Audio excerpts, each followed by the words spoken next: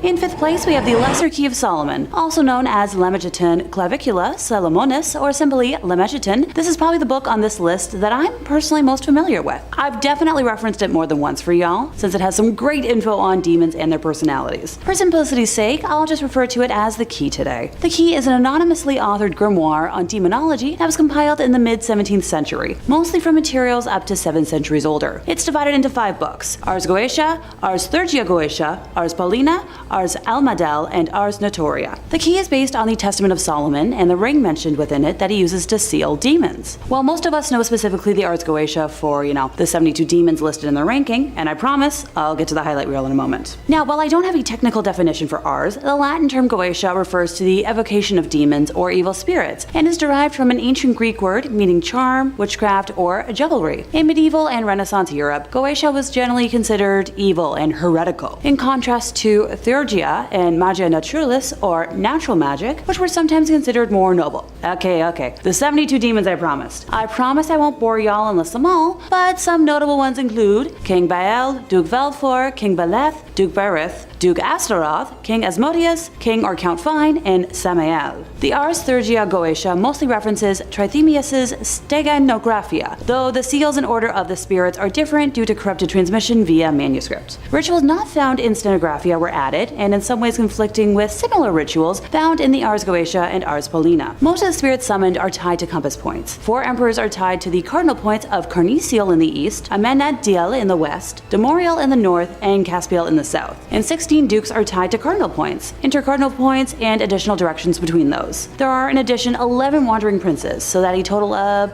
31 spirit leaders each rule between several to a few dozen spirits. The Ars Paulina is derived from Book 3 of Trithemius's Stenographia and from portions of the Heptameron, but delivered by Paul the Apostle. Elements from the magical calendar, astrological seals by Robert Turner's 1656 translation of Paracelsus's Archidoxes of Magic, and the year 1641 indicate that this portion was written in the later half of the 17th century. Traditions of Paul communicating with heavenly powers are almost as old as Christianity itself, as seen in some interpretations of Corinthians and the apocryphal Apocalypse of Paul. Now, the Ars Paulina is divided into 2 books, the first detailing 24 angels aligned with the 24 hours of the day, while the second detailing the 360 spirits of the degrees of the zodiac. The Ars Amadel instructs the magician on how to create a wax tablet with specific designs intended to contact angels via scrying. And finally, the Ars Notoria contains a series of prayers intended to grant eidetic memory and instantaneous learning to the magician. Pretty dang thorough. In 4th place, we have the Grand Grimoire. It's a black magic grimoire, and for reference, a grimoire is a textbook of magic that typically, includes instructions on how to create magical objects like talismans and amulets, how to perform magical spells, charms, and divination, and how to summon or invoke supernatural entities such as angels, spirits, deities, and demons. In many cases, the books themselves are believed to be imbued with magical powers, although in many cultures, other sacred texts that are not grimoires,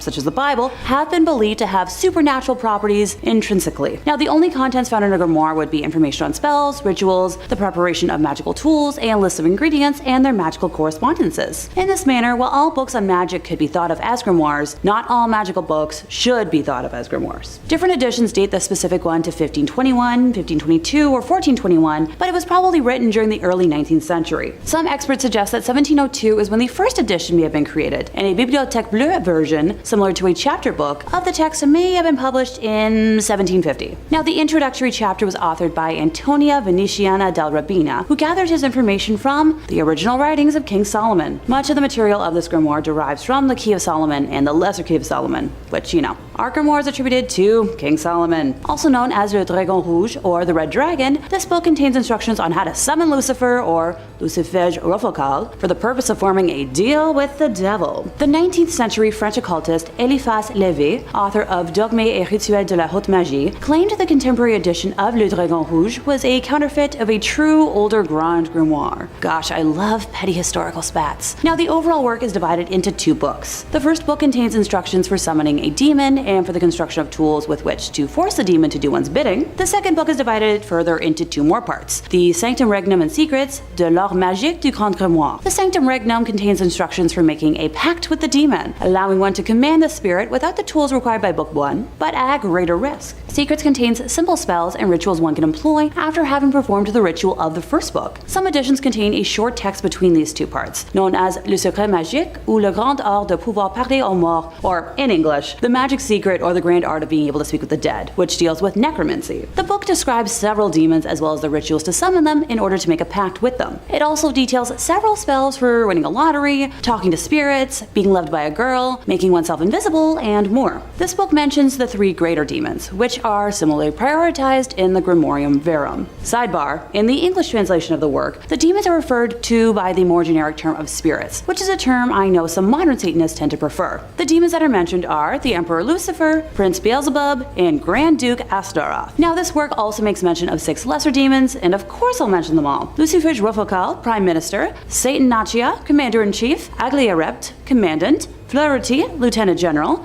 Sargatanas, Brigadier Major, Nebulos, Marshal, and Inspector General. In third place, we have the Complete Book of Demonology. Written by S. Connolly, it boasts telling the reader how to discover powerful rites, magic, and practices that honor Satan and the demons. Now, this text, used by the traditional demonology priesthood to train members of their covens, is part workbook, part textbook, and part reference book. It includes thorough chapters on demonology, history, demonic holy days, offerings, prayers, sigils, religious rites, and an introduction to demonology magic. Okay, this might be the first book I'm actually tempted to buy for myself, if only just to learn more about demonology history from someone that isn't Ed Warren for once. I love the Warrens and their work, but at the same time, it would be kind of neat to learn from a lens that isn't, as biased in Catholicism. Let's see what else it advertises. Learn how and why the ends, demonology sigils, ascension, and many other demonology methods have become standard practice among many theistic Satanists. It claims to guide students from pre-initiate to adept. It even delves into the depths of demonology, sex magic, necromancy, scarlet elixir rites, and red fluid sacrifice. See, that entire last phrase I can do without. Let me know what y'all think in the comments. Should I bother investing in it or not? In second place, we have the Grimorium Verum. The Grimorium Verum, which is Latin for true grimoire, is an 18th century grimoire attributed to one Alabek the Egyptian of Memphis, who wrote it in 1517. Like many grimoires, yep, it claims a tradition originating with King Solomon. The grimoire is not a translation of an earlier work, with its original appearing in French or Italian in the mid-18th century, as noted already by A.E. Waite, who discussed the work in his book of ceremonial magic in 1911, stating that the date specified in the title of Grimorium Verum is undeniably fraudulent, since the work belongs to the middle of the 18th century and Memphis is Rome. Alrighty. One version of the grimoire was included as the Clavicles of King Solomon, Book 3, in one of the French manuscripts S. L. McGregor Mathers incorporated in his version of the Key of Solomon, but it was omitted from the key with his explanation. That apparently at the end there are some short extracts from the Grimorium Verum with the seals of evil spirits, which, as they do not belong to the Key of Solomon proper, I have not given. For the evident classification of the key is in 2 books and no more. I just love feuds. Adri Shaw also published some of it in The Secret Lore of Magic, the Book of Sorcerers in 1957. Alrighty, time to break down all 4 books. So book 1 is described as concerning the character of demons, particularly the superior spirits of Lucifer, Beelzebub, Astaroth, while also including the many inferior spirits below them and their invoking sigils. Who wants to hear about what all the lesser spirits can do? Klonek has the power to bring money to those who make a pact with him. Musisin has power over important people and politicians. Frymost has power over women. Kleppoth can help you experience all sorts of dreams and visions. Kill can manifest dramatic situations and changes. Mersild has dominion over long and short distance travel. Clistherd can create confusion or enlightenment, depending on what you need. Serchade can make you see all sorts of natural and supernatural creatures. Hickpath can make a person think of you, no matter how far or distant they may be. Humans can bring you any book you desire. Seagal will cause all sorts of prodigies to appear. Brucissier can teach you the art of necromancy. Gouland causes all illnesses. Sergat can create every kind of opportunity for advancement. Montreal can help you move about unseen. Fruitimier prepares all kinds of feasts for you. Huigi Tigras, I tried, causes sleep in the case of some and insomnia in others.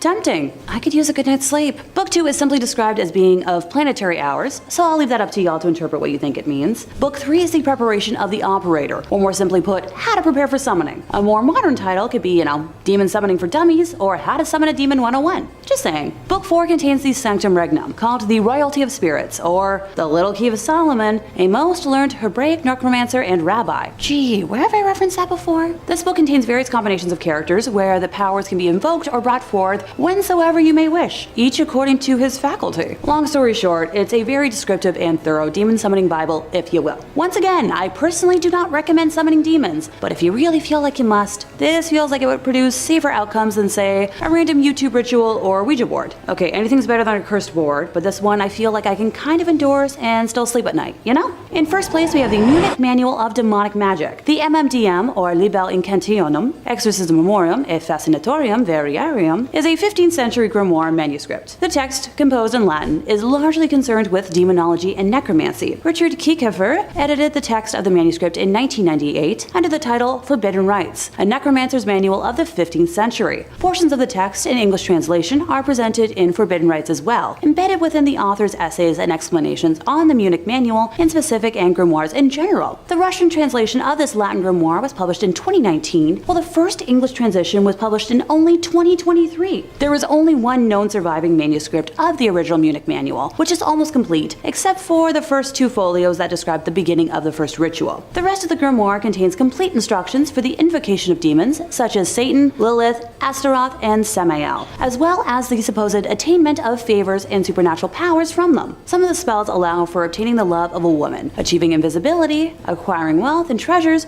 or gaining knowledge. The text is accompanied by over 40 illustrations of magic circles and symbols to be used in the ritual. Pages 130 to 133 of the text include a list of 11 demons, similar to the one from the Ars Goetia. Since there are only 11, I suppose I could list them all off. Count/Duke Barbarous, Duke Cassin, President/Count Odious, King Curson, Duke Alugor, Prince Teob, President Fulak, Duke Generon, Marquis Tuvaris, and President Hani. Oh, and Marquis Sukax. I promise I did my best with pronunciations. Most of the text is in Latin, with the exception of 2 appended materials in German and Italian. Makes sense to me. Anyone feel like learning a dead language? Number 5. The Book of the Sacred Magic of Abramelin the Mage. The Book of Abramelin, or more formally, the Book of the Sacred Magic of Abramelin the Mage, is a Jewish magic text that is thought to date back at some point in the 14th or 15th century. Now, it wasn't this initial publication that gave it such a notoriety. There wasn't really a lot of book reviewing going on back then. It was when it was upheld by the 19th and 20th century magicians who made up the Hermetic Order of the Golden Dawn, which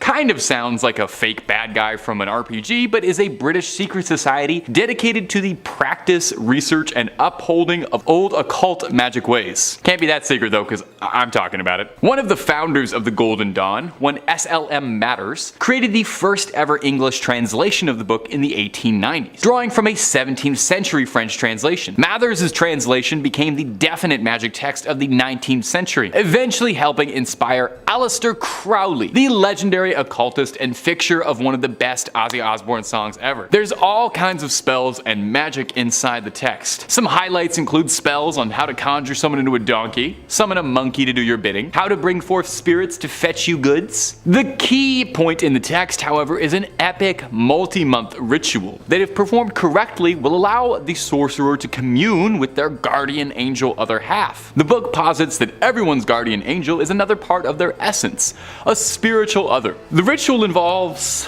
I don't really know how to say this politely. You have to get blissfully intimate with the angel, and once this honeymoon period is over, the caster then has to summon up and conquer unredeemed spirits of the infernal regions of hell to conquer them, and then will be able to be master of the spirit domain. That all sounds pretty complicated though, honestly, so all things considered, maybe it's for the best that this one's locked away. I don't really need to mess with magic. That's above my pay grade, and I'm not looking to get too intimate with my significant other guardian angel anytime soon. But if you're looking for more true tales of terror, fake frightening fibs, cursed relics, ancient evils, ancient cryptids, aliens, conspiracies, ghouls, goblins, and way more of this guy, Top 5 Scary is the only place to be. So stay subscribed, make sure you hit that little bell so you don't miss a scream, but, and I know this is a big ask, do that at the end of this video, because I got 4 more cursed books coming for you right now. Number 4, the Codex Gigas. When it comes to cursed and demonic books, the Codex Gigas is one of the biggest ones around. Like, literally. Codex Gigas translates to giant book, which isn't a very scary name, but when you see the size of this behemoth, it starts to make a bit more sense.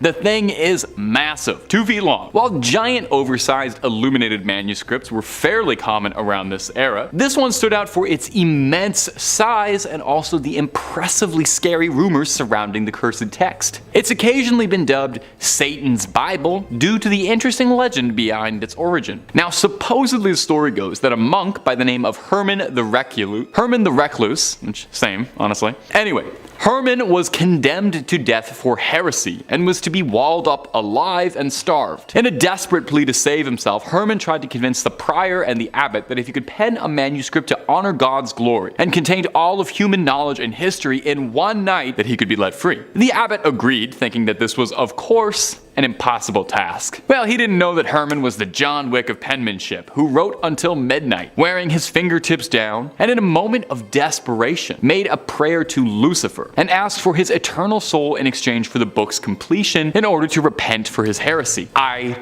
totally get it, you know? I've done some pretty crazy things trying to write my scripts in time for a deadline too. I sold my soul earlier this week to get top 5 UFOs in on time. I get it. Now, not poking any holes in your logic here though, Herman, but I will say maybe selling your soul to the devil is part of the reason you got into this mess, because that actually sounds a ton like heresy. A variation of the legend states that Herman worked for years on the manuscript, day and night, but still asked for the devil's assistance anyway, the lazy bastard. Anyway, the legend states that Satan signed the Bible with an illustration of himself.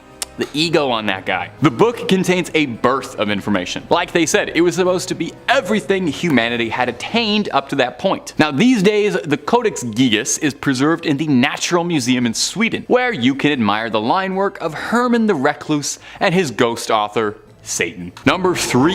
The Grand Grimoire. Our next entry has been formally referred to as the Gospel of Satan. It's different from Satan's Bible, and is said to be a cursed book whose knowledge had to be sealed away to protect humanity. So this might be the most dangerous book ever published after Hop on Pop. The Grand Grimoire was said to have been penned by a priest in the 16th century who was possessed by a litany of demons who compelled the man to put their knowledge to paper. Acting as a scribe for the demons, the man wrote everything they knew about dark incantations, spells, instructions on how to cast rituals, how to bind a demon to make it do your bidding. Wait, a demon wrote this book? A demon gave instructions about how it wants to be bound to a human and serve humans? That's a freaky little demon. That's not all though. There's a step-by-step recipe for a little necromancy if you're down to dabble in some dark arts and make some bones dance to your rhythm. The book really covers all the fun stuff you've been told not to do. Now it's not all brimstone and hellfire too. There's rituals on how to manipulate your luck, how to conduct a seance,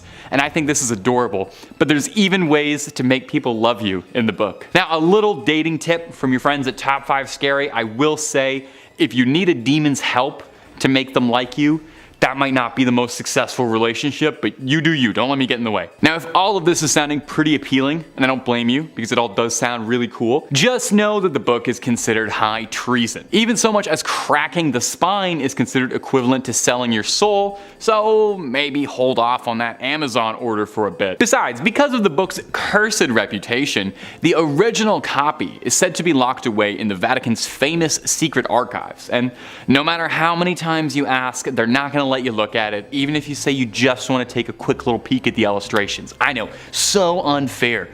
Ugh, I don't even have any late fees. Let me take the book out. Number 2, the Untitled Grimoires. You think a book with a name is scary? Imagine a book without a name. Coming up next on our list of haunted nighttime reading is the Untitled Grimoires. It was so scary they couldn't even deign to give it a name. The books are said to originate from a Wiccan high priestess named Persephone Adarasta Irene, who has one of the coolest names I've ever heard. She recorded a book of her family's spiritual history. These manuscripts record Persephone's Wiccan history that she reworked all through her adult life. The first book contains around 250 pages of spells, incantations, curses, enchantments, and some information on gems, planets, rites, potions, and exorcisms. Basically anything and everything that a fledgling sorceress or warlock could ever possibly want. The second book is a little more light, you know, the sequel's a bit of a letdown. It's just alchemy, chemistry, cures, perfumes, and tonics. Now the first book is believed to be the one to carry the curse, as Persephone's spells are believed in Wiccan culture to contain more power than most other records due to her embodiment of her own soul inside the book. They say all authors put a bit of soul in their work, and it seems as if the Wiccan High Priestess took that a bit more literally than most of us do. These books would eventually find their way into the possession of one Alice Montserrat, a close working associate of Aleister Crowley, who you know from earlier in the video as one of the most famous practicers of the occult and lover of white horses. Montserrat left an inscription in the first page of the book, warning to all of those who open it, "To those not of the craft, the reading of this book is forbidden. Proceed no further, or justice will exact a swift and terrible retribution, and you will surely suffer at the hands of the craft." This was written in several languages to make sure it came across to just about anybody who opened the book. Now, I'm kind of unclear on that. I don't know, some of the old words, the old English is kind of confusing me. Does that mean the book should be read? Like it's good? I don't know. Not really getting that. And finally, coming in at her #1 spot today on demonic dictionaries and evil literature is the infamous Lesser Key of Solomon. Make no mistake from the title, even though it's a Lesser Key of Solomon, it is not a lesser evil. It's an anonymously authored grimoire on demonology, so not written by Solomon. It's also known as Clavicula Salomonis Regis or Lemegeton, is a grimoire. It's a book of magic that gained significant prominence in occult literature. Now the grimoire is attributed to King Solomon, the biblical figure renowned for his wisdom and mastery over supernatural forces. It's believed to have been compiled in the 17th century, though it draws upon earlier occult tradition and texts. The Lesser Key consists of several sections, or books, each focusing on a different aspect of magic and summoning. The most well-known is the Ars Goetia, which represents descriptions and instructions for evoking 72 demons or spirits, each with its own unique powers and abilities, kind of like Pokemon. These demons are said to be bound by King Solomon and can be summoned and controlled by skilled practitioners. Other sections of the Lesser Key of Solomon includes fan favorites like the Ars Theurgia Goetia, Ars Paulina, Ars Almadel, and Ars Notoria. These sections delve into topics such as angelic invocations, the use of talismans and amulets, and rituals for obtaining divine knowledge and wisdom. Now the grimoire has had a profound influence on various occult and magical traditions, including ceremonial magic, demonology, and the practice of spirit conjuration. It's been studied and referenced by countless practitioners, scholars, and scary YouTubers throughout history. Now, goes without saying, this is a potentially dangerous text. The act of summoning and working with entities described in the grimoire is not for the faint of heart, and really should be saved for those with a bit of spiritual expertise under their wizard hat. In conclusion, significant grimoire, very, very scary. I'm probably going to leave it closed for now. Its influence and legacy have persisted through the centuries, captivating the curiosity of those seeking esoteric knowledge and supernatural power, or those who are just kind of curious about the whole thing. Number 5. The Book of the Sacred Magic of Abramelin the Mage. The Book of Abramelin, or more formally, the Book of the Sacred Magic of Abramelin the Mage, is an old Jewish magic text that is thought to date back at some point in the 14th or 15th century. Now, it wasn't the initial publication of this book that gave it its notoriety. Instead, it was when it was 19th and 20th century magicians who were in the Hermetic Order of the Golden Dawn, which is a British secret society dedicated to the practice, research, and upholding of old occult magic ways. But hush hush, you didn't hear that from me. One of the founders of the Golden Dawn, SLM Mathers, created the first ever English translation of the book in the 1890s, drawing from a previously established 17th century French translation. Now Mathers' translation quickly became the definite magic text of the 19th century, eventually helping inspire Aleister Crowley to inspire his system of magic, the legendary occultist and fixture of one of the best Ozzy Osbourne songs ever. That solo still goes, man. Now there's all kinds of spells and magic inside this text. Some real highlights include spells on how to conjure somebody and turn them into a donkey, how to summon a monkey to do your bidding, that sounds great, and how to bring forth spirits to fetch you goods. The big key point in this text, however, is an epic, multi-month spanning ritual that, if performed correctly, will allow the sorcerer to commune with their own guardian angel. The book theorizes that everyone has a guardian angel and that they are another part of their essence, a spiritual other half of yourself. The ritual involves, I don't know how to say this politely. You have to, well, they say you have to get blissfully intimate with your other half. Once the honeymoon period is over, the caster then has to summon up and conquer unredeemed spirits of the infernal regions of hell to conquer them. And then they'll be able to master the spirit domain. That sounds like a lot of irredeemed spirits. I hope my angel might help out a little bit with that. This all sounds very complicated, so all things considered, maybe it's for the best that this one's locked away. Seems like heavy reading, not before bedtime. And if you're looking for more true tales of terror, fake frightening fribs, cursed relics, ancient evils, aliens, cryptids, conspiracies, ghouls, goblins, and pretty much everything spooky you can think of, Top 5 Scary is the place to be. Stay subscribed, but way more importantly, stay scared.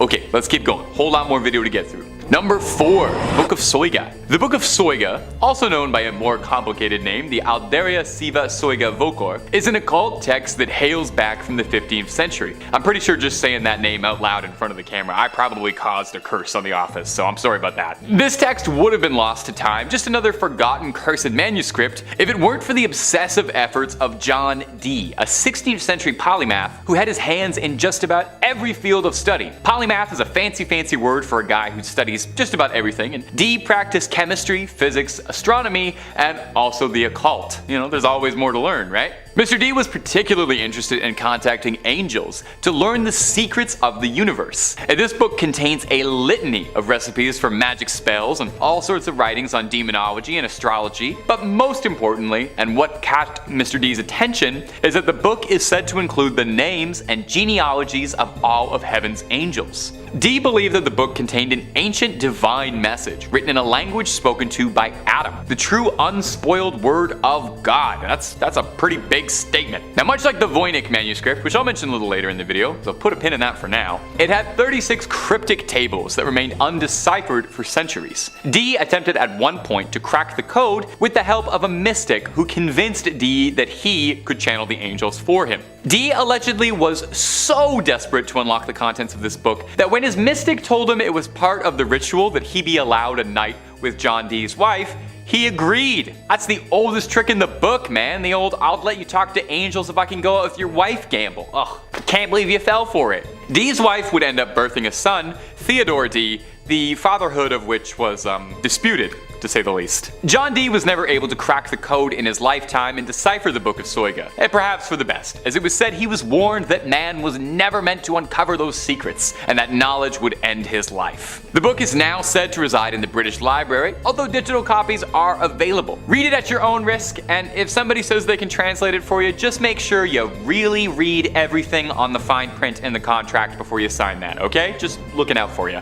Number 3, the Grand Grimoire. That is so fun to say. This next entry has been nicknamed the Gospel of Satan. So if you're looking for an indication as to whether or not this book is, evil, there you go. They had to put that on a sticker, put it on the cover right next to the Oprah's Book Club recommendation. This book is said to have originally been written by a man possessed by the devil sometime in the 16th century. It's an infamous occult text and is said to contain dark incantations, spells and rituals, tools on how to force demons to do one's bidding, and even some instructions for a little necromancy 101 for fledgling dead raisers. It's not all brimstone and hellfire though. There are also reports on how to make pacts with spirits for personal gain, rituals to win the lottery, talk to ghosts, make yourself invisible, and even adorably, how to win love. Never heard of a demon working to help someone fall in love. Now, all that sounds cool, definitely. I know I would love to have like a little skeleton minion who could help me with chores, maybe be like my little buddy. I love playing a necromancer in Skyrim, but these things don't really work out if you don't know what you're doing. Take a look at Full Metal Alchemist, that didn't work, they didn't know what they were doing. Even opening this book is considered equivalent to selling your soul to the devil. Soon as you crack the spine, it's like signing the contract. Because of the book's nefarious reputation, the original copy of the manuscript has been sealed away inside the Vatican's secret archives, and not currently available to the public. So I don't think whatever they're listing on Amazon as the Grand Grimoire for $10 is the real Grand Grimoire.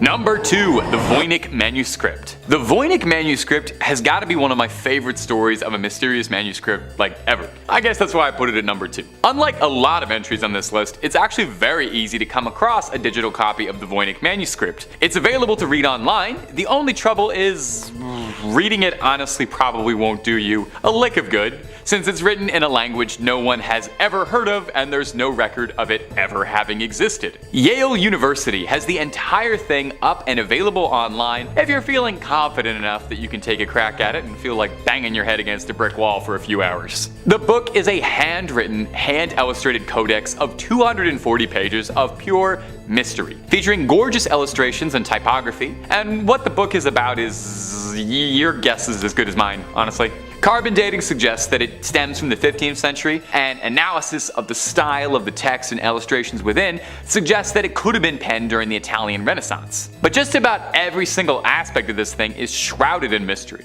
We don't even know what it's truthfully called. The Voynich manuscript is the name it was given after the initial owner, Wilfrid Voynich, purchased it in 1912 and brought it to public attention for the first time. Sorry, not the first owner, I'm sure several other people owned it before him. As such, the language inside the book is occasionally referred to as Voynichese. Now, some pages are missing, lost to time completely, and the pages we do have are just a puzzle. Some are foldable sheets of various sizes, some pages have wondrously drawn diagrams or illustrations showing things like plants, some fictional, some real, and astrological symbols, drawings of people. Over the years, there have been several efforts to try and decode and document the book and figure out just what it is. A prevailing theory, admittedly a boring one, is that it's a guide to botany written in a mysterious script, a forgotten language, an uncrackable code, an incredibly convoluted hoax. Of course, with any good mystery, there are some wild theories. Some say the Voynich manuscript could be written from an extraterrestrial gifted to humanity, or written in demonic script perhaps, or that biblical language that we were mentioning in the Book of Soyga a few points ago. Like I said, it's available online, so I leave this up to you. If you manage to crack it, let us know down below in the comments. We're all clamoring for it. And number 1, the Codex Gigas. When it comes to cursed and demonic books, the Codex Gigas is one of the biggest ones around. Like, literally. Codex Gigas translates to giant book, which isn't exactly a scary name. When you see the size of this behemoth, it starts to make a little bit more sense. This thing is massive. 2 feet long. Now, giant, oversized, illuminated manuscripts were pretty common around the area the book was penned, but this one stood out for its immense size and the dark rumors surrounding the supposedly cursed text. Don't even try reading this thing, just lifting it will give you a hernia. That's the curse. It's occasionally been dubbed Satan's Bible due to the legends surrounding its origin. It's a good story, so get cozy. Supposedly, the legend goes that a monk by the name of Herman the Recluse, which is also what they used to call me, was condemned to death for heresy and was to be walled up alive and starved. In a desperate plea to save himself, Herman tried to convince the prior and the abbot as a whole that if he could pen a manuscript to honor God's glory, and that it would contain all of human knowledge and all of human history in one book, and if he could pen it in one night, he would be let free. The abbot agreed, thinking this was, of course, impossible. Herman wrote until midnight, wearing his fingertips down, and in a moment of desperation, made a prayer to Lucifer and asked for his eternal soul in exchange for the book's completion in order to repent for his sins. I totally get it. You know, I gotta be honest, I have done some pretty nutso stuff trying to make sure my scripts get in time for deadline. Haven't quite sold my soul to the devil yet. I usually just rail Red Bulls, but I'd probably make a similar deal under a similar deadline. Now, I don't want to poke any holes in Herman's logic here, but I will say maybe selling your soul to the devil is part of the reason you got into this mess in the first place, because that does sound a little bit like heresy, but it's not my place to judge. I'm not an archdeacon. A variation of the legend states that Herman worked for years on the manuscript, day and night, but still was unable to complete it in his lifetime and asked for the devil's assistance. Anyway, no matter the story, the legend states that Satan signed the Bible with a particularly terrifying illustration of himself. I mean, take a look at it, it's horrifying looking. The book contains a birth of information. Like they said, it was supposed to be everything humanity had attained up to that point in one big book. These days, the Codex Gigas is preserved in the Natural Museum in Sweden, where you can admire the penmanship of Herman the Recluse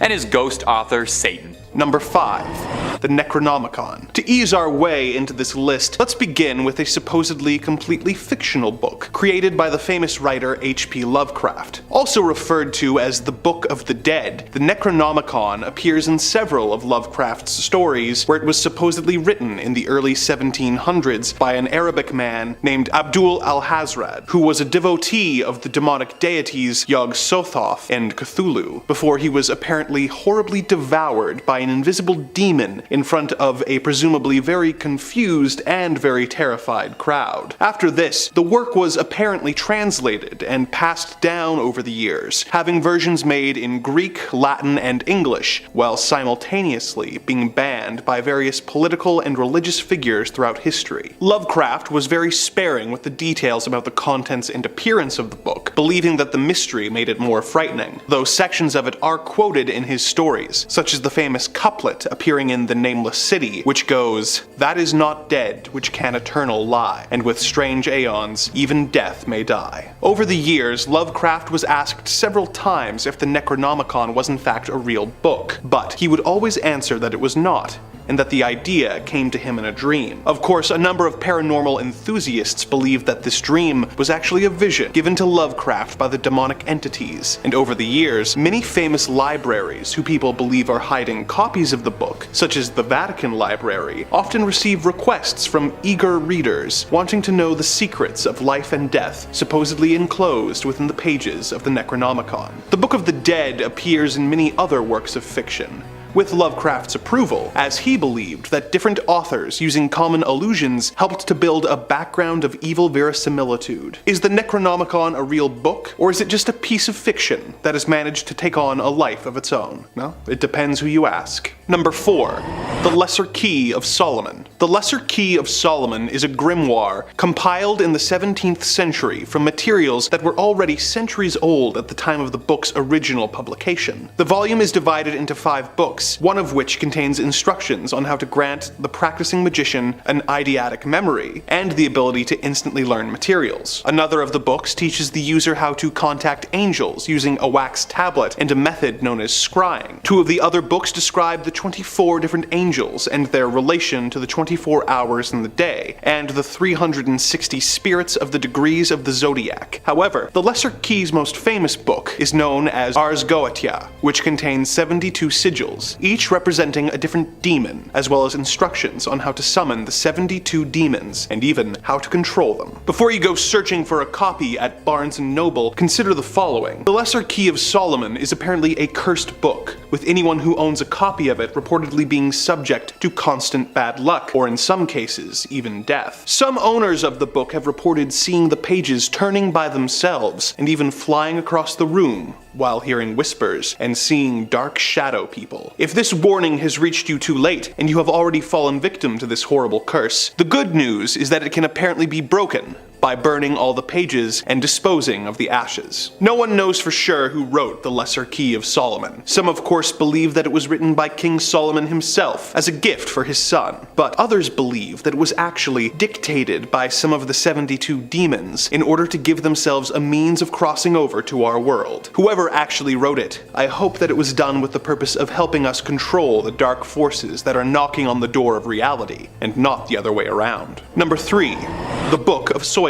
This 16th century treatise on magic, written in Latin, came into the possession of the former advisor of Queen Elizabeth I and famous mathematician, astrologer, alchemist, and occultist John Dee in the year 1580. The book was filled with spells and instructions on how to summon demons, but most curious of all were the several pages which were covered in more than 40,000 letters, all seemingly distributed at random. John Dee spent 2 years trying to crack the code that would allow him to read the book, but could not. In 1582, his colleague and fellow occultist Edward Kelly offered to perform a seance using a special mirror which would allow the Archangel Uriel to speak through him. They performed the ritual, with Dee recording the dialogue between himself and the angel in his spiritual diaries. Dee began the conversation by asking, "Is my Book of Soyga of any excellency?" The angel replied in Latin that the pages of the book were indeed special and were revealed to Adam by the good angels of God in the Garden of Eden. When asked if he could help them translate the tablets of letters which comprised the final 36 pages of the book, the angel responded that only the Archangel Michael had the power to decipher it. Dee would spend several more years failing to decipher the final pages of the book, while concerned at the rumors that the book was cursed and would bring death to anyone who translated it within 2.5 years. The book eventually went missing and was considered lost to history, with the only references to it being in Dee's various diaries. This changed changed in 1994 when a John Dee scholar searched the British Library. It had been searched many times before, but all the previous searchers had made the mistake of looking for it under the letter S for Soyga, instead of using the book's alternate title described in one of Dee's diaries, Alderia Sive Soyga Vocor. The scholar found 2 copies of the book using this method. In 2006, a mathematician was able to use a computer to analyze the 46,656 letters of the tables and discover the different keyword that each coded page used. This also revealed that the spelling errors between the 2 books proved that they were both actually copies of an even older text of unknown origin. The author of these texts is still unknown, and though the supposed angel said it was dictated to Adam by angels, the idea of angels in the Garden of Eden teaching Adam how to summon demons seems inconsistent with the established biblical lore. Is this supposedly cursed coded grimoire actually authored by some sinister and malevolent force? And what purpose was the book intended to fill? The more we learn about this book, the more mysterious it seems to get. Number 2.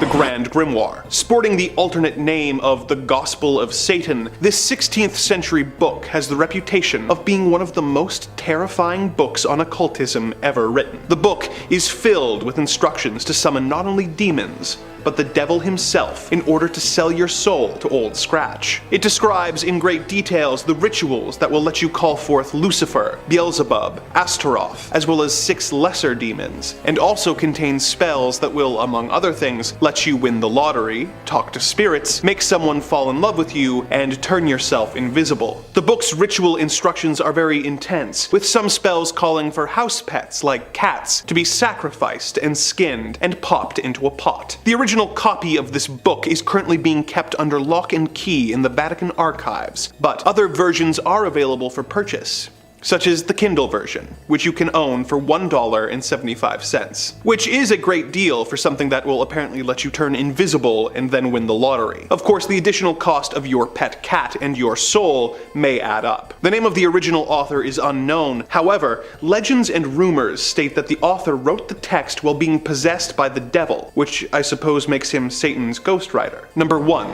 The Voynich Manuscript. The Voynich manuscript is a coded book that was believed to have been written at some point in the early 15th century. It was discovered in a locked chest in Rome in the year 1912, and deciphering its history and, more importantly, its meaning has been a goal of several different scholars for many years before and since. Its first known owner was believed to be Rudolph II. Rudolph apparently thought that the mysterious book had been written by Roger Bacon, and purchased the book for a huge amount of money, roughly 600 ducats of gold. The first 100% confirmed owner of the text was an alchemist named George Barish, who found the mysterious book in his personal library, unsure of its origin. It was passed from him to a variety of scholars, emperors, and officials, all of whom failed to decipher its bizarre text and illustrations. Several of the world's best cryptographers from the First and Second World War have tried to decipher its 240 pages, and have not found any way to read the book. Some of the pictures include detailed sketches of plants that are not found in nature, and zodiac signs. As you might expect, there are several theories about the purpose and the author of this book, with some believing that it was a herbology text written in a lost shorthand, and others having more outlandish theories that it was created by aliens from another world. One theory is that the book was written by either a demon or the devil himself, and that anyone who manages to translate its contents will unleash a curse upon the world. A theory they believe is bolstered by the fact that several people who have attempted a translation have gone on to suffer several years of bad fortune. Whether the origin of this book is human or demonic in nature, it is still the most mysterious and curiosity-inducing book in human history. Number 5. The Great Omar. The Great Omar was a one-of-a-kind, tailor-made collection of Omar Khayyam's poetry. So if you're looking to score this at your local Barnes & Noble, you might have a bit of trouble. It was commissioned by the owner of a British bookshop, whose sole request was that it would be the greatest modern binding in the world. You know, nothing too lofty though. The book itself is made of 5,000 pieces of leather, 1,000 different gemstones, 100 square feet of gold, and some pages too, I guess. I think there's poetry inside there. The final book was priced for roughly $150,000 after finishing, so it's a pretty expensive book. But what makes it so cursed? Well, when the Great Omar was purchased, it was bought by an American buyer and had to take a transatlantic trip on a little ship called the Titanic, a boat which, as far as I know, has never been involved in any sort of historical events of note whatsoever. The Great Omar was never recovered from the wreckage and sank with the ship. 10 weeks After the book kissed the ocean floor, the man who bound it, Francis Sangorsky, drowned while on vacation at only the age of 37. A little suspicious, isn't it? A bookbinder in the 1930s tried to recreate the Great Omar, Stanley Bray. He finished the second iteration just in time for World War II to begin. The book was placed in a vault on London's Fore Street, which was one of the first sites to be bombed. I guess they heard about the book. The safe that held the book endured through the Blitz, but the safe's contents and the second Great Omar was incinerated and lost to the war. A third version has been crafted and is currently being held in a vault in the British Library, although given the book's history, I don't feel like I would be too comfortable spending any time around it if I didn't have to. Hey, liking what we do here at Top 5 Scary? Well, we always love a little subscribe. Toss one our way. Number 4, The Grand Grimoire. Another book you're probably gonna have some trouble finding on Amazon. The Grand Grimoire is a tome of black magic. No one can agree on when the grimoire was originally birthed into this world, with people claiming that it could have been written anywhere from the 15th century to the 19th century. No one knows who even wrote the Grand Grimoire. Perhaps it merely appeared one day from another world, tantalizing and asking to be read. Some urban legends claim that the book was written by a man possessed by the devil himself, acting as a vessel for his will to pen his musings. The book itself contains instructions for would-be warlocks to summon all manner of demons and sinister servants of the underworld, even including guides on how a fledgling necromancer could learn how to raise a spirit from the dead. Now, if all that sounds appealing to you, it's said that even so much as cracking the spine of the Grand Grimoire is enough to seal your soul to damnation, the literary equivalent of promising your soul to the underworld. The church, obviously, sought out to quell the rising threat of the Grand Grimoire's dark musings, and it is said that the original Grand Grimoire, gosh, that is fun to say, is currently being held sealed in the Vatican's legendary vault, where it shall never again be seen by prying eyes, or those wishing to uncover its many dark secrets. There are alleged excerpts that have been reprinted and made available, but the full Grand Grimoire itself hasn't been seen by anyone in what would be centuries. Perhaps for good reason too. I mean, if the myths and legends around the book are to be believed. Number 3, The Book of Abramelin. The Book of Abramelin, and I'm sure I'm pronouncing that wrong, I'm sure one of you ghouls and goblins will let me know, or the Book of the Sacred Magic of Abramelin the Mage, if you're not into that whole brevity thing, is an allegedly magic text that is thought to have been written at some point during the 14th century. It wasn't until the 19th century that it became recognized for its power, when the Hermetic Order of the Golden Dawn translated the book into English in the late 1890s. Now, if you're unfamiliar with the Hermetic Order of the Golden Dawn and you're wondering which Final Fantasy that's from, the Hermetic Order of the Golden Dawn was a secret society devoted to the study of the occult and spiritual development. From here, the book became a key text in occultism, supposedly even inspiring Aleister Crowley's system of magic. So what's inside the book? Any pop-ups? The book centers around an incredibly elaborate ritual aimed at allowing a practicing sorcerer to communicate with their holy guardian angel. The book theorizing that everyone has their own personal guardian angel, a celestial other half from another world, if you will. After the sorcerer summons their guardian angel and enjoys a honeymoon phase, the book describes a period of blissful intimacy, one needs to conquer every unredeemed spirit of the infernal regions, which sounds like a bit of a task. There's a lot of people, there's a lot of unredeemed spirit. Luckily, I think the angel helps out a bit. If the legends are true, then undoubtedly the information in this book isn't the kind of thing that should ever be falling into the wrong hands. I mean, that's just a general good piece of life advice. As a general rule of thumb, you shouldn't mess with demons unless you know what you're doing, okay? That's the kind of thing to leave up to professionals.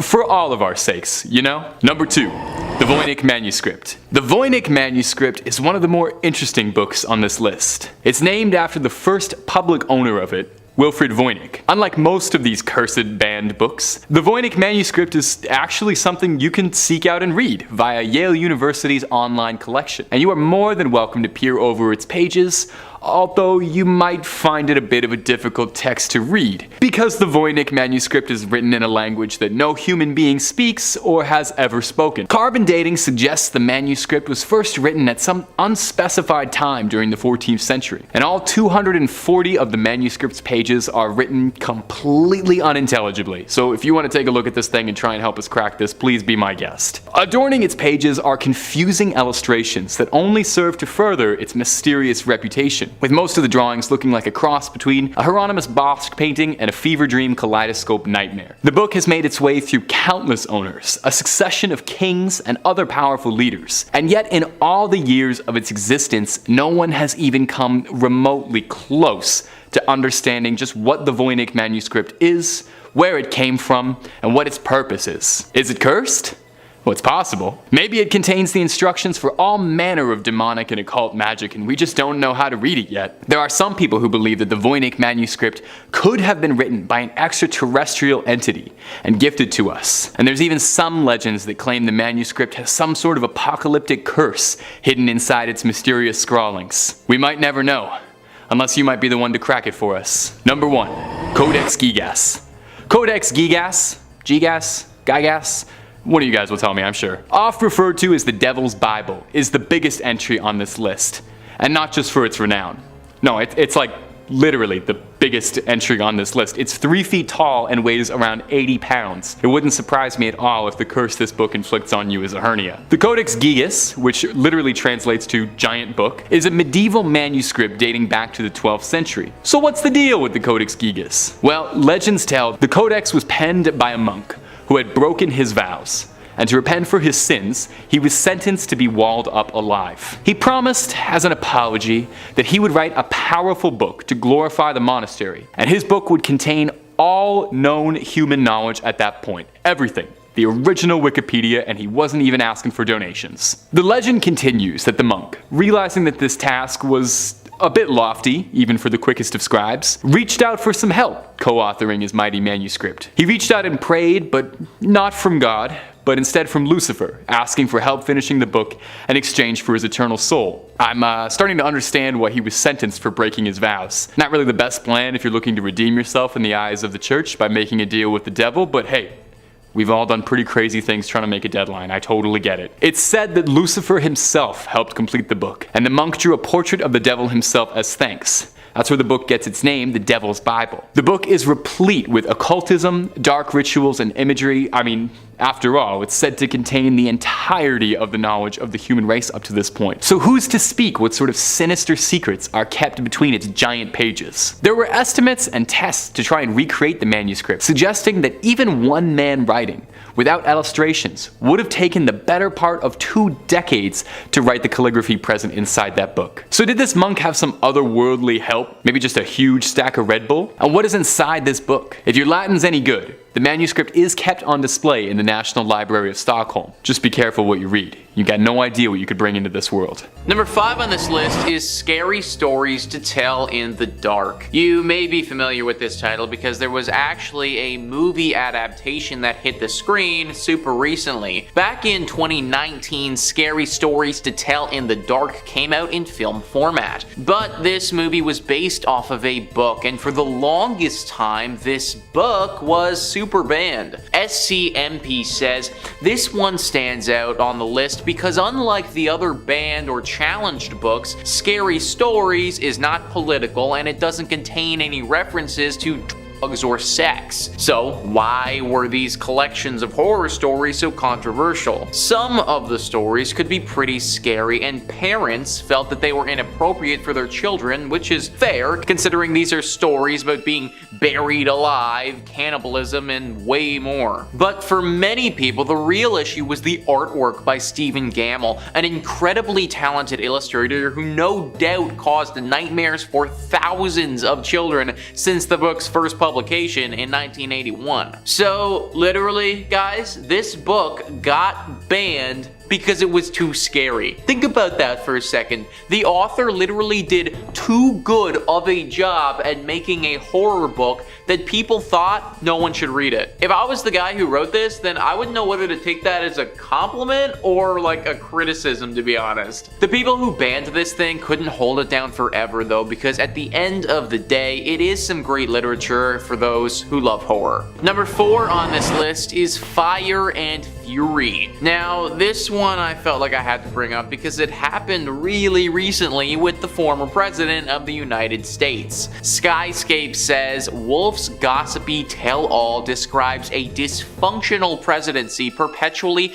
in chaos, zoning in at one point on the day the FBI director James Comey was fired. Comey heard about it on TV. Not all of Wolf's claims are accepted as truth, of course. Trump said he didn't authorize Wolf's White House access and didn't speak to him for the first book. Trump's lawyer Charles Harder sent a cease and desist letter threatening a libel lawsuit in an effort to stop publication. Fire and Fury sold out in its first day of a release as a result. By 2021, Trump was speaking to Wolf for Landslide, Wolf's third book in the trilogy. There were countless scandals during the Trump administration, so I feel like this one was just another notch on the belt. Either way though, the government literally did everything in their power to try and get rid of it and stop us from being able to buy it. The opposite happened though, and because it got so much attention, it flew off the shelves faster than they could print them. Number 3 on this list is Lawn Boy. This story, written by Jonathan Evison, is one of the most challenged books in America in 2021, and honestly, folks, it really shouldn't be. Esquire says Lawn Boy is the big-hearted story of Mike Munoz, a young Chicano striver working on a landscaping crew in Washington. As Mike fights against the soul-crushing forces of classism and racism to achieve his American dream, he also comes to terms with his sexual identity. Though the novel was written for an adult audience, teens fell in love with Lawn Boy, leading it to be awarded an Alex Prize, an award bestowed by the Young Adult Library Services Association to books written for adults that resonate with teens. Critics slammed the book for the LGBTQ content and sexually explicit material, pointing to a sexual encounter between two young men. Evison has received hate mail and death threats as a result of campaigns to ban his book, but he remains uncode. When I look at the wealth of great literature that enlightened souls have sought to ban through the ages, how could I feel anything but pride to be listed among them, he wrote. To those who would ban my book and burn me at the stake because they are ashamed of their own past experiences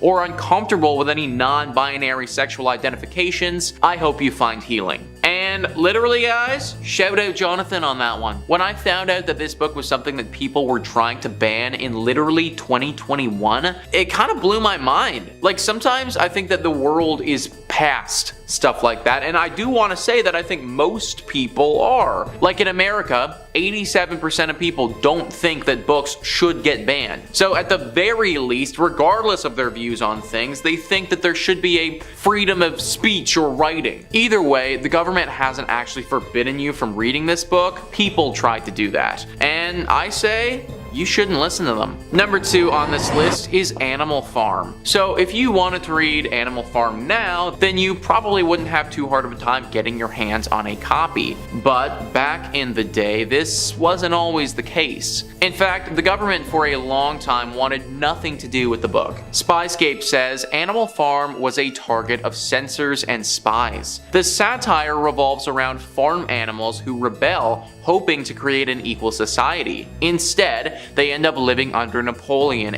a dictatorial pig. The USSR saw it as a critique of its politics and banned the book. The UAE briefly banned Animal Farm because of its talking pigs seen to be against Islamic values. The CIA, meanwhile, turned it into a propaganda tool and funded an animated movie of the same name, although spies changed the book's ending. If we think about it logically for a second, it makes sense why a government wouldn't want Animal Farm to get read by the general public. This is especially heightened when we think about it from the perspective of a controlling government like the USSR was. In their brain, they probably saw this book as a bit of a threat. The public reads it and then starts getting some sneaky ideas about how they're going to revolt and start their own new country with a totally new government. And then this even goes a step further because the CIA started pushing this book and marketing it as something against the USSR. What was a fictional story turned into this whole political thing caught between the two biggest superpowers in the world when it was released. And number one on this list is The Anarchist Cookbook. This book has had a roller coaster of a life since it was written. Big Thing says, since it was first written in 1971,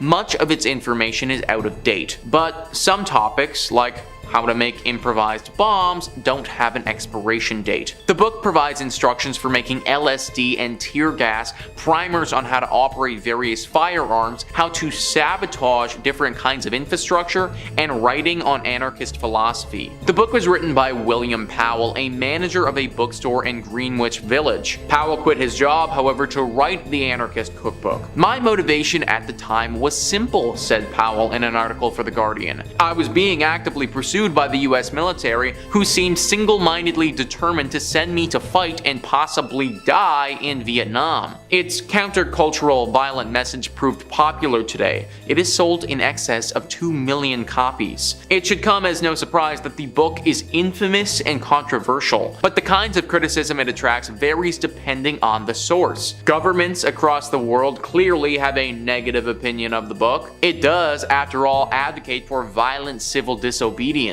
The Anarchist Cookbook is banned in Australia. In the UK, possessing the book, though not illegal itself, has often been used as evidence in terrorism cases. A teenager was accused of and later acquitted of a plot to assassinate British National Party members in 2008. In 2017, a 27-year-old who had traveled to Syria and possessed a copy was accused of being a terrorist. It turned out that he had merely printed a copy of the Anarchist Cookbook for use in a role-playing game in a university society. So clearly the government does not like this book at all. I think it's a bit much for people to be accused of certain things just by owning the book, but I also kind of see why it happens based on the contents of the text.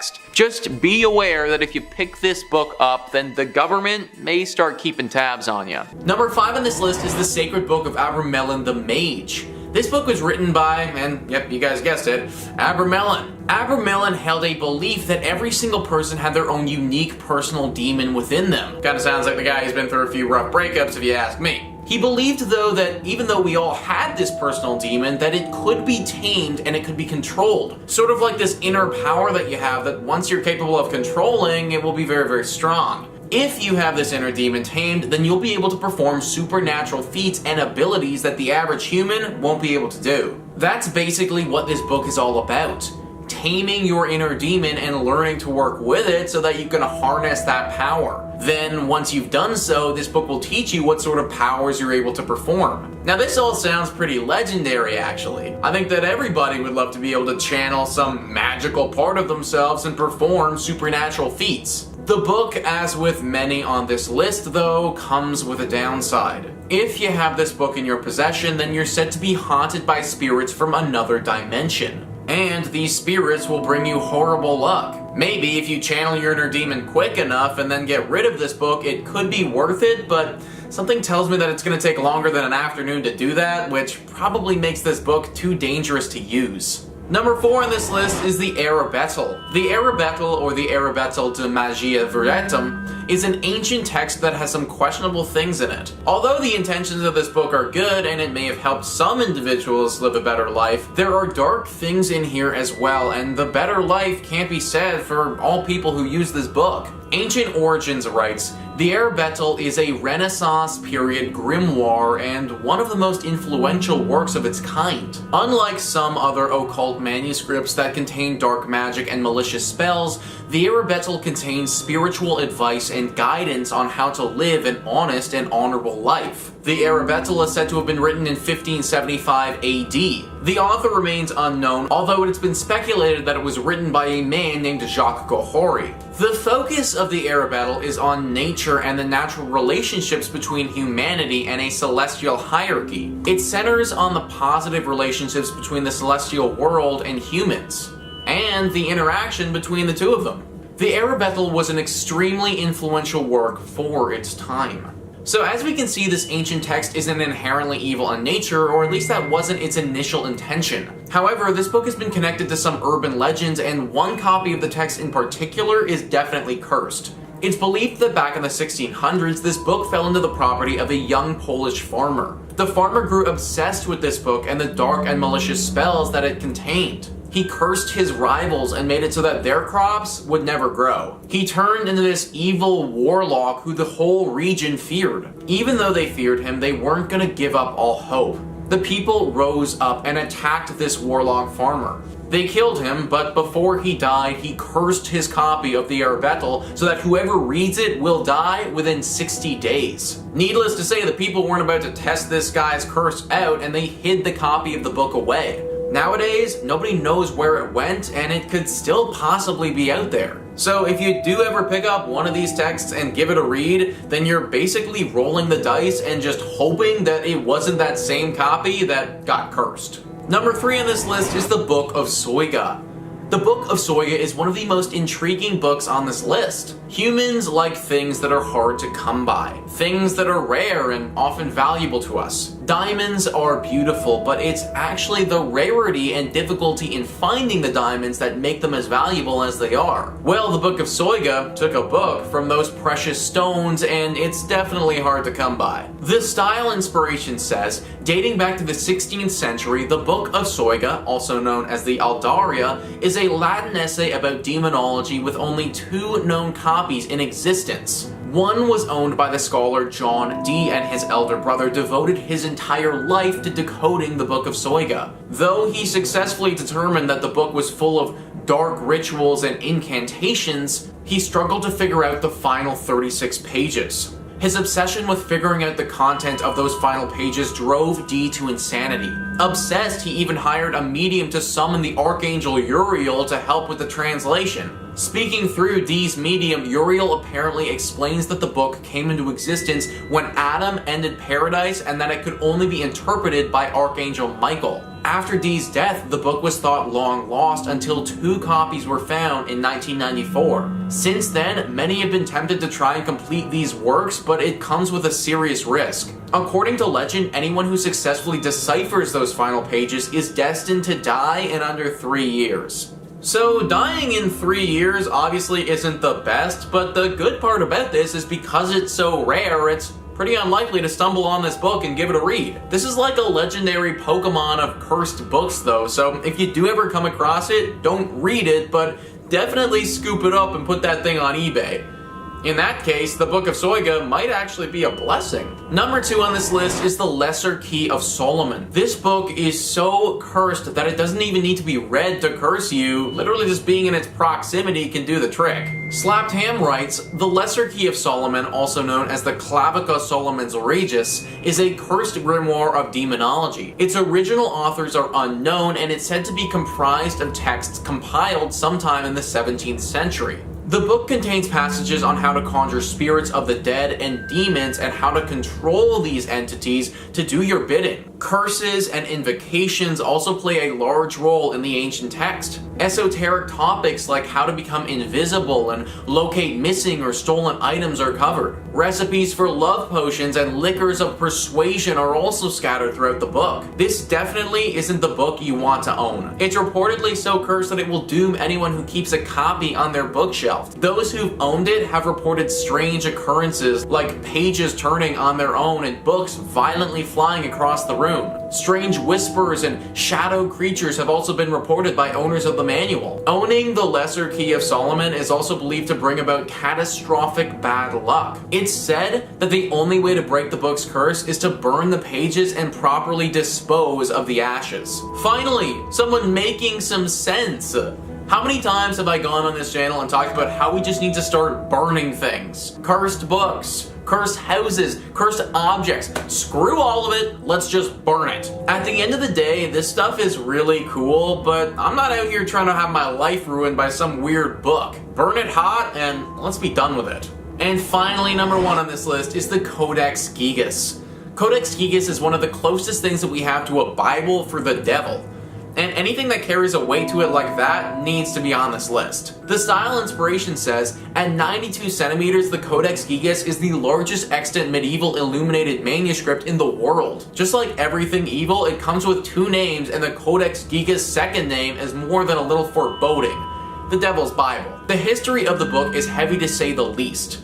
It was written by a monk who had broken his spiritual vows, and for his crime, the monk was sentenced to die entombed behind a brick wall. The night before his death, the monk began chronicling everything he knew about the human experience in a book. So, the story goes, realizing he wouldn't have time to finish it, he apparently summoned Lucifer and asked him to complete the project in exchange for his soul. The book was then allegedly completed by the devil himself. It's overflowing with dark rituals and imagery, and even includes 19-inch drawings of the devil and other demonic entities. Now, obviously, because this was written by the devil, there are some side effects from reading the thing. People have reported watching their friends become possessed as they read it. Now, it's currently on display for people to go take a look at the National Library of Sweden. But be very careful if you ever do go take a look, because clearly, this is the work of the devil. Number 5 on this list is the Untitled Grimoires. The Untitled Grimoires were written by a witch, and really not the type of book that you want to be reading before bedtime. Or actually reading at all for that matter. Digital Trends says, the Untitled Grimoires is a set of 2 handwritten, spiral-bound spell books sold by an online retailer for nearly $14,000 back in 2013. The books were handwritten in the 1960s by Persephone Adrasta Irene, a high priestess of Wicca who supposedly led her own coven. All 250 pages are filled with incantations, spells, enchantments, and details on how to summon spirits and demons. However, there was a serious catch. The seller warned buyers that any non-believers who messed with the books would bring a deadly curse upon themselves, while Persephone herself explicitly tells readers on the first page that proceeding with the book would have serious consequences. She wrote, "To those not of the craft, the reading of this book is forbidden. Proceed no further, or justice will exact a swift and terrible retribution, and you will surely suffer at the hand of the craft." So, literally anyone who can't perform dark magic already can't read this book and learn how to perform dark magic without dark magic coming and cursing them. Seems like a kind of a stupid way to get people to join your club, but I guess I'm not familiar with the ongoings of witches. Either way, there is no doubt that this book is deeply cursed. I can't imagine spending 14 grand on this thing unless you literally were already familiar with dark magic yourself, and I guess then you could make use of the book, but that's not me. People who have tried to read this thing have had some horrible tragedies befall them, so I highly do not recommend it. Number 4 on this list is Psuedomonarchia Daemonium. Wow, okay, that was an absolute freaking mouthful, so I'm not going to be calling it that anymore, because it's also called the False Hierarchy of Demons, and I'm going to be saying that from here on out. Ancient Origins says, this is a great compendium from the 16th century dictating the names of 69 demons. The list initially appeared as an appendix to a book about demonology and witchcraft by Johann Weyer. The son of a civic service merchant, Johann Weyer was a Dutch doctor and occult practitioner born in the Netherlands in 1515. Well versed in Latin from a young age, Weyer quickly became a student of Heinrich Cornelius Agrippa, a famous magician, theologian, and occultist in Antwerp. It appears that Weyer's fascination with magic began while working under Agrippa, but later escalated after he became a doctor in his own right. He was summoned to a particular fortune teller's court case and thereby asked by the judge for advice on the topic. The court case started his interest in researching the witchcraft way of life, culminating with his decision to attempt to defend those who were accused of practicing. 27 years after this case, when Weyer was 62 years old, he published The False Hierarchy of Demons.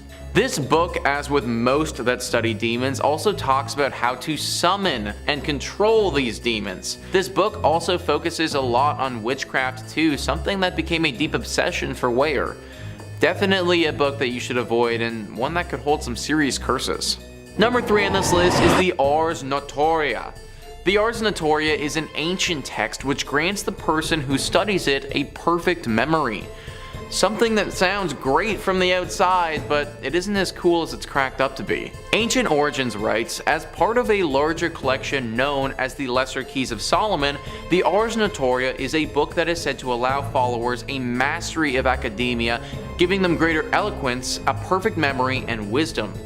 The Ars Notoria is one of 5 books within the Lesser Keys of Solomon, an anonymous text that was compiled from other works in the 17th century and focuses on demonology. The Ars Notoria is the oldest portion of the Lesser of the Keys grimoire, dating back to the 13th century. However, the texts contained within are a collection of orations, prayers, and magical words which date back to well before the 1200s. The prayers are in several languages including Hebrew, Greek, and Latin. It was not a book of spells or potions, but a book of prayers and orations that are said to strengthen and focus one's mental powers by beseeching God for intellectual gifts. Among these intellectual gifts is the concept of a perfect memory. Those who practice liberal arts such as arithmetic, geometry, and philosophy are promised a mastery of their subject if they devote themselves to the Ars Notoria. Within, it describes a daily process of visualization, contemplation, and orations intended to enhance the practitioner's focus and memory. So here's the thing, guys, that all sounds well and good and very useful, but I don't think that people understand what a perfect memory actually means. It means that there is literally nothing at any given point that you will ever forget. The license plate of that one car that cut you off, that one passing comment that the cashier said about the milk that you bought, the strange handshake that you had with your friend the other day. Literally nothing at all. You're not going to forget anything. Think about how much noise is going to be going on in your head at one given time if you can't forget anything. This is the curse of this book, and it's why a lot of people who have studied it in depth have lost their minds. If you're going to remember everything in the world, then there also needs to be a way to turn it off every now and again, to finally get some silence in your head. Sometimes forgetting things really is the best thing for us. Number 2 on this list is the Pick of Tricks. The Pick of Tricks is definitely a book that should be avoided, and it's mainly for how freaking grotesque it is. It was initially written in Arabic back in the 11th century, and it's a book that's centered around astrology and magic. It teaches the individuals who study it how to concoct crazy spells and make magical potions. What has thrust it into the limelight, as I mentioned earlier, is how freaking gross it is. The magical potions and the spells in here are just disgusting, and they're honestly plain wrong. Various body parts, various fluid from said body parts, and other weird stuff is regularly called upon in this text. The following is a literal passage from the book on how to make a spell.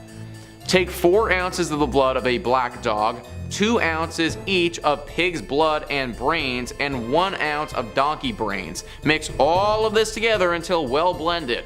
When you give this medicine to someone in food or drink, he will hate you.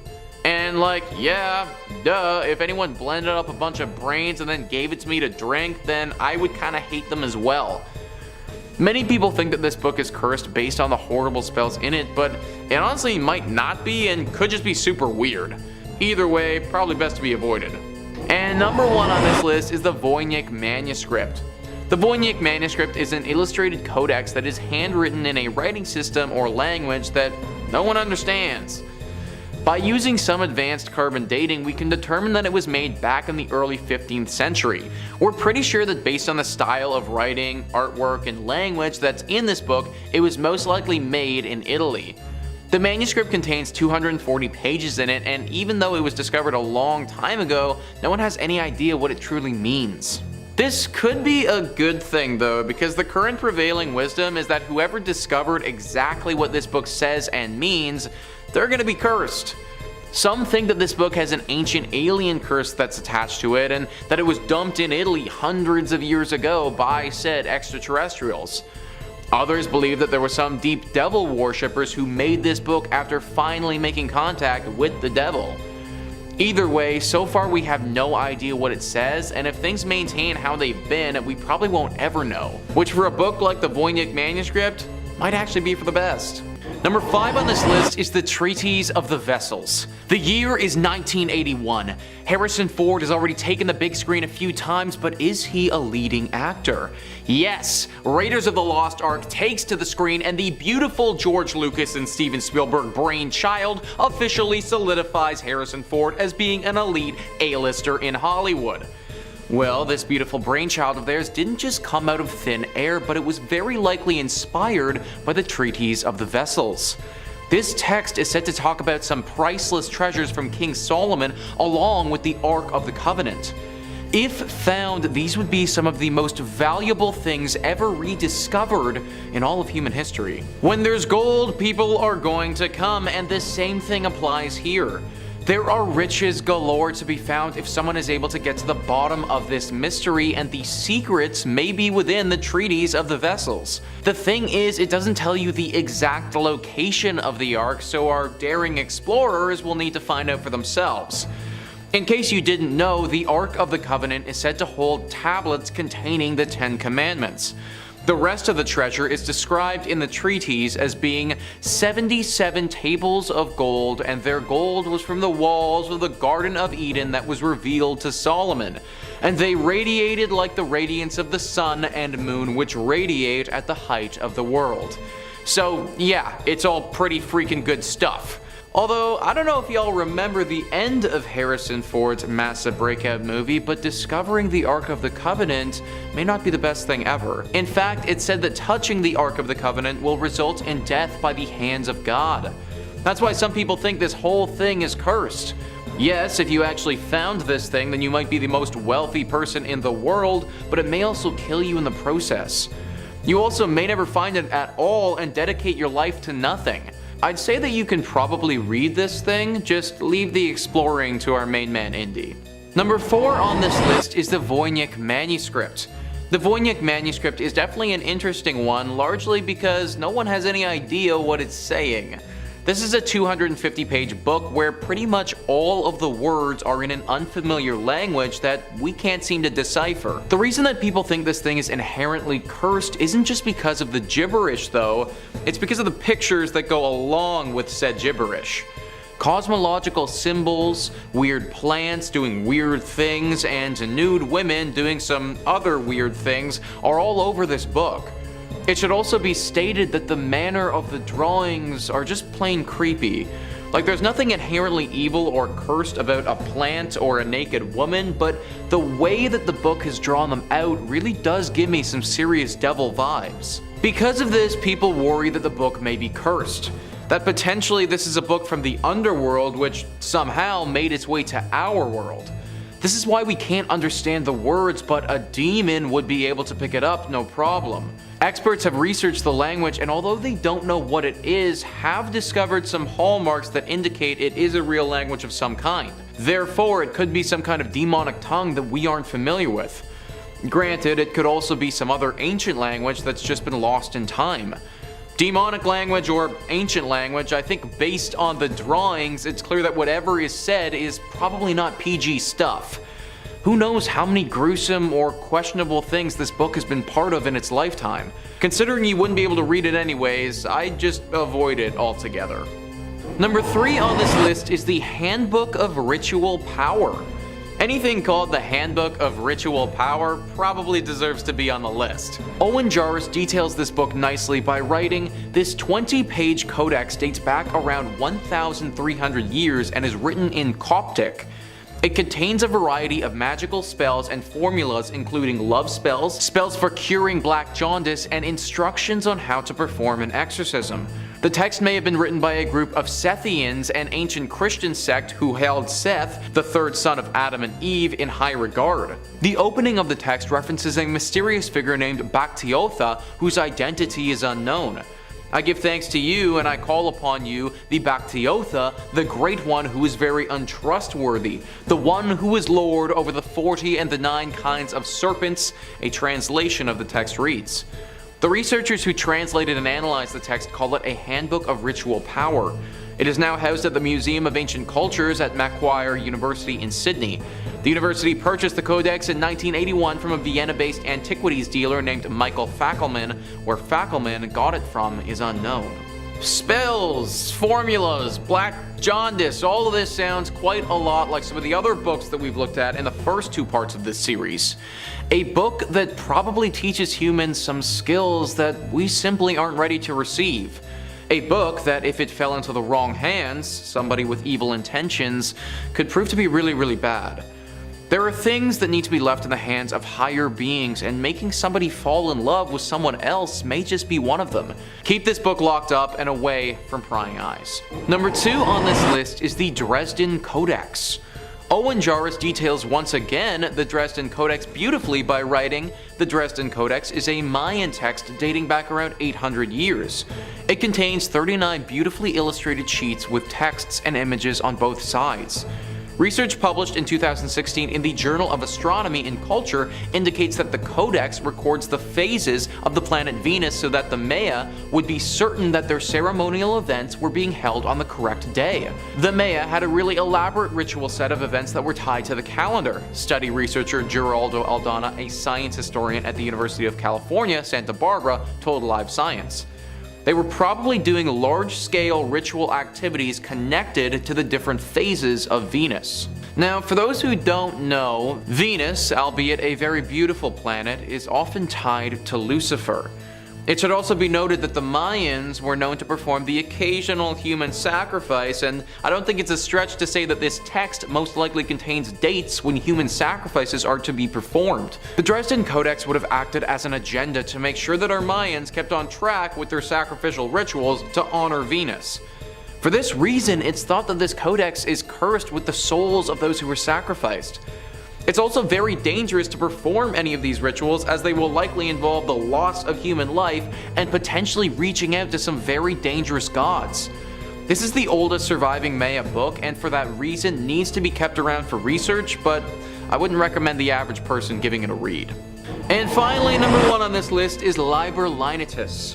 This text is currently considered to be the longest lasting Etruscan text in all of history. It dates back to the 3rd century BCE, and because not much is known about the Etruscan language, it remains mostly untranslated. However, experts who study such things have been able to decipher some of it and have discovered that the text was a ritual calendar, a collection of dates with specific rituals to be performed on said dates. The exact details of these rituals are unknown, but we assume them to be centered around human sacrifices and things of that nature. This is already enough to fear this book, but what makes it inherently cursed is how the pages were used for several thousand years. Mihailo Beric was a low-ranking Croatian official who, in 1848, decided to leave his position and travel to Egypt. While he was there, he decided to purchase a sarcophagus with a mummy inside. Why someone would want a coffin with a preserved dead body in it is beyond me, but apparently this was pretty cool to own back then. Anyways, he takes this mummy back to his home in Vienna and stands it upright in the corner of one of his rooms. It wasn't until after he died though and his brother donated the mummy to the State Institute of Croatia that somebody realized what the mummy was covered with. The bandages that preserved the mummy were covered in writing. These bandages were the Liber Lineatus and had been used as rags for this mummy for centuries. Now this text is locked in a refrigerated room in the Archaeological Museum of Croatia, and for good reason. Not only is the writing of this text potentially very dangerous, but people believe that the spirit of this dead mummy haunts the rags and that they're cursed. Those that come into contact with them, or God forbid, read them, could have some very tragic events befall them. For this reason, I highly recommend staying away from the Liber Lineatus at all costs. Number 5 on this list is Shams al-Maarif. This book, from my findings, is not inherently evil in its teachings, but is one of those examples of potentially being a bit too much power for one person to possess. It's a 13th century Arabic grimoire written by Ahmed al-Buni. The book attempts to teach its readers how to perform ancient Arabic magic and is very spiritualistic. This book was super influential in Arabic culture and gained a large following. Many good things have come from this book, but also when you have a large amount of people following anything, some take it too far. Wikipedia writes, in contemporary form, the book consists of 2 volumes, Shams al-Maarif al-Kubra and Shams al-Maarif al-Sugra, the former being the larger of the 2. The first few chapters introduce the reader to magic squares and the combination of numbers and the alphabet that are believed to bring magical effect, which the author insists is the only way to communicate with jinn, angels, and spirits. And that right there is one of the main teachings in this book, the ability to talk to spirits. The amount of scary stories that we've talked about on this channel though, in regards to people trying to communicate with the dead is crazy, and it shows just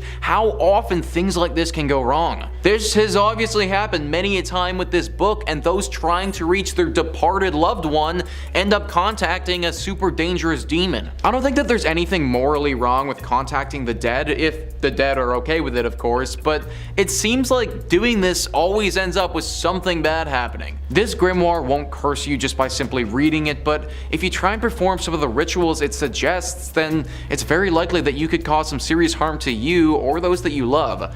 I recommend just avoiding this book altogether. Number 4 on this list is Devarmi Mystery. Now the book in question here is actually a fictional book, and therefore it would be actually impossible for you to read it anyways, even if you wanted to for some reason. But that being said, it doesn't change the fact that it's definitely cursed and extremely evil. If this book was real, then we would need to get rid of it as soon as possible because it teaches humans how to do some very dangerous things. The book is part of the Lovecraftian universe and made its first appearance in The Secret of the Tomb. The book isn't referenced too much in that story, but it's described in pretty good detail in the story The Black Bargain. In that book, it describes Devarmi Mystery as something that told you how you could compound aconite and belladonna and draw circles of phosphorescent fire on the floor when the stars were right. Something that spoke of melting tallow candles and blending them with corpse fat, whispered of the uses to which animal sacrifices might be put. It spoke of meetings that could be arranged with various parties most people don't even believe in, with cold, deliberate directions for traffic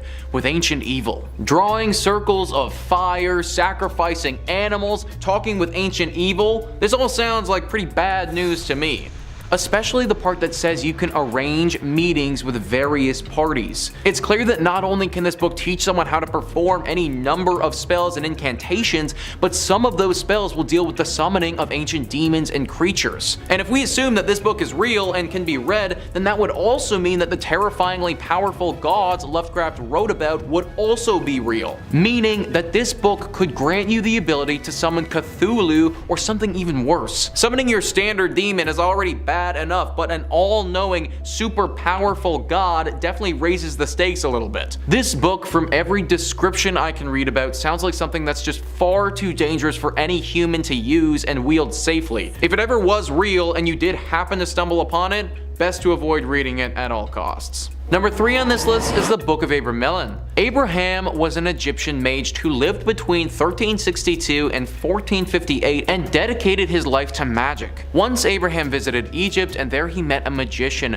not that magician which you see on TV shows, but that who really knows dark magic and dark secrets. He told Abraham many dark and mysterious secrets and strange things which you and I can never imagine. He told him how to live the dead person, the location of under-earth treasures, how to contact devils. Besides this, he also told him the secrets of becoming invisible and flying in the sky. That last passage that I just read was written by Sharik Kamal while he was listing the most cursed books of all time. This book is known to be dangerous, and it isn't just because of the contents in it either. Yes, summoning the dead and performing dark magic in its own right is very dangerous and has the potential to cause serious problems for you and those around you. This book, though, may just be inherently cursed to begin with. Many people have read this book, even those who don't go on to perform any of the rituals or incantations that the book describes, have gotten horribly bad luck afterwards. Like the second they opened up the book and started reading, their entire life just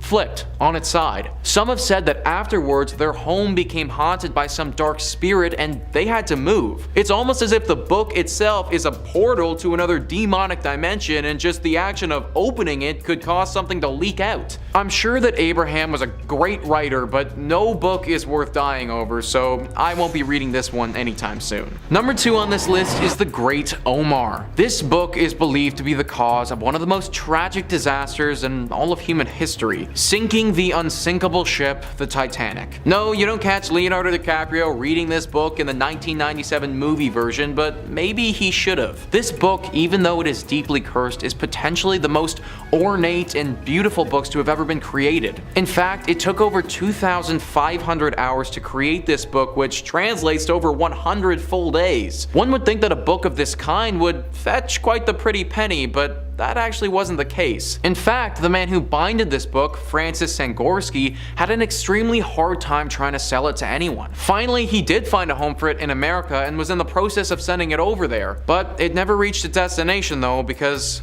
it was on the Titanic. Now, the reason that people think this book had something to do with the unsinkable ship sinking is because only a week or so after the ship had gone down, so did Sangorski. He died by drowning to death a very short time after the book had also sunk to the bottom of the ocean. This is why people believe that something about this book will curse those around it and potentially lead to someone drowning. I personally think it's a bit of a stretch to just assume that having this book caused the entire Titanic to sink. However, it is a remarkable coincidence what happened to Sangorski. It probably won't ever happen, but if this book ever did wash ashore one day, I wouldn't want to be the one to pick it up first. Number 1 on this list is the Book of Soyga. The Book of Soyga is one of the most complete collections of magic and dark magic that one could come across. Wikipedia writes, amongst the incantations and instructions on magic, astrology, demonology, lists of conjunctions, lunar mansions, and names of genealogies of angels, the book contains 36 large squares of letters which Dee was unable to decipher. Otherwise unknown medieval magical treatises are cited, including works known as the Liber E, Liber Os, Liber Dignus, Liber Sipil, and Liber Munob. So we'll get to those letters in a second because those play into the cursed nature of this book, but even without those, we're still dealing with a book that goes into depth on some pretty dangerous topics. The one that jumps off the page to me as being potentially problematic is demonology, the study of demons and the hierarchy to them, and also the study of how to potentially summon them. This is certainly problematic and already a reason to not read this book, but let's get back to those letters. In 1608, there lived a man named John Dee. John Dee was fascinated with this book and wanted to figure out how to decode the letters. He reached out to the angel Uriel, and Uriel told him that only the worthy one will be able to crack the code. Truly a chosen one scenario where the book will reveal its secrets to the one that it decides. John Dee tried to decode it anyways, but then a grim fate befell him and he died. Then, very mysteriously, the book disappeared from the face of the earth for almost 400 years, until it all of a sudden reappeared in 1994. Now, it's thought that trying to decode these letters could prove fatal if you aren't the one worthy to do so. There's over 7 billion people on the planet, so the odds that you're the one worthy one and won't die are pretty slim. Not the sort of odds that I'd want to take just to look at some strange medieval letters.